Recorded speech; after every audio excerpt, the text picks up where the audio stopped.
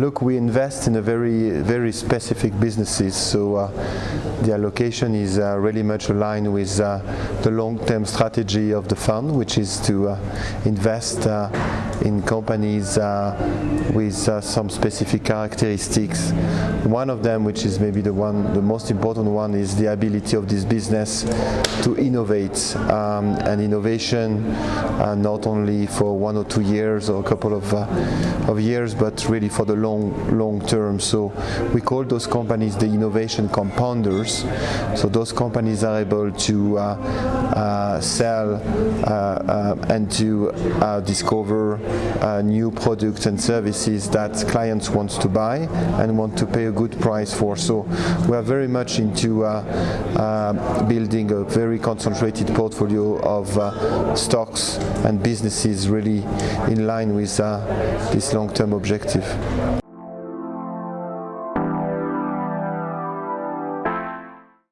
It's not because we think that Europe has less good growth prospect than the US. It's really linked to the fact that we find better opportunities in the US, particularly to find those exceptional businesses that we just mentioned. So these innovation compounders, I mean, the culture of innovation in the US is much more developed. You've got a few structural elements that are helpful there, that are less helpful elsewhere in the world. So think about the connection and the connectivity between companies and universities and research centers is much more pronounced in the US than in Europe. Think also about the patent protection, which is also more developed in the US than anywhere else in the world. So historically I've been finding companies more relevant for the strategy primarily in the US, but still we find good opportunities as well elsewhere in the world, but less. Yeah.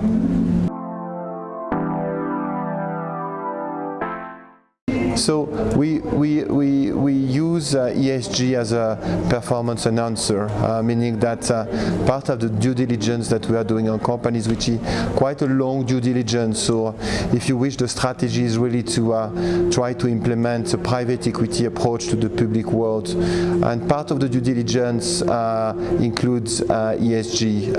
So the E, the S, and the G, the three of them. The E is not particularly relevant for us because we don't invest in polluting industries by definition. We try to find companies with more intellectual capital than tangible capital, if you wish.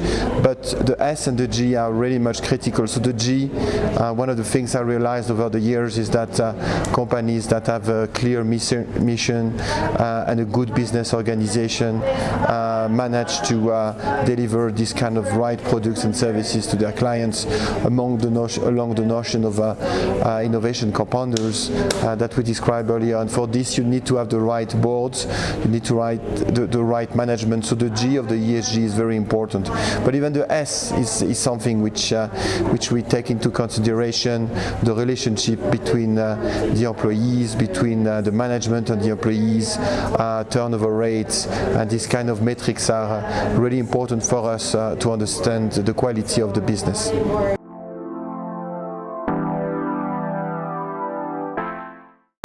So the expected volatility of the fund is in line with the one of the market. We really run a long-term strategy, so it's a very stable portfolio of companies that we think can deliver double-digit returns, growth of fees over the long term. That's really the objective that we have.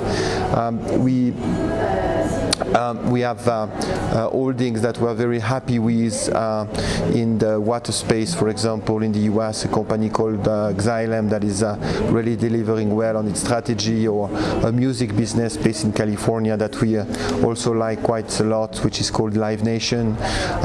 We think those businesses are really much adequate for the kind of strategy that we have and will deliver strong returns over the long term. But really, we really want to be focused on the long run and having investors happy to go on this journey with us.